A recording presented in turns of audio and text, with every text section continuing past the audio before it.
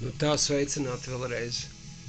Un es gribētu parādīt to spīdumu, ko es pacēlu tikko no zemes, ko es jums uzfilmēju, ka viņš bija grīdā.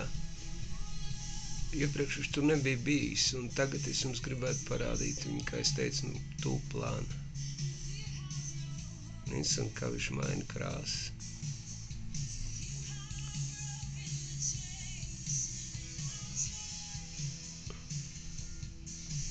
Redziet, tagad viņš ir tāds violets, zeltenīgs. Tas atkarībā kā gaismas viņu krīt. Viņš tur nebija.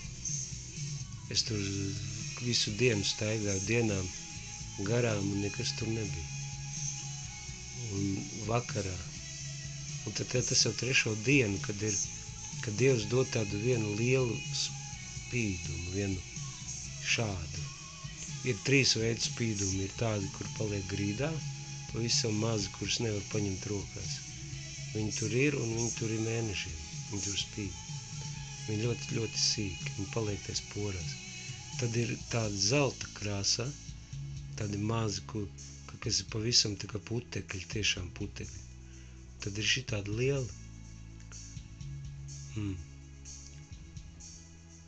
Tie nav daudz, bet viņi ir. Un tas kungs dod katru dienu vienu. Šitā ir trešā diena, kad šāds parādās. Interesanti. Ka viņš gribēja parādīt, ka viņš ir krāsains. Interesanti. Labi, paldies. Ja būs kaut kas interesants, tad atkal parādīšu draugos. Un Facebook arī. Labi, lai Dievs svētī. Uz redzēšanos.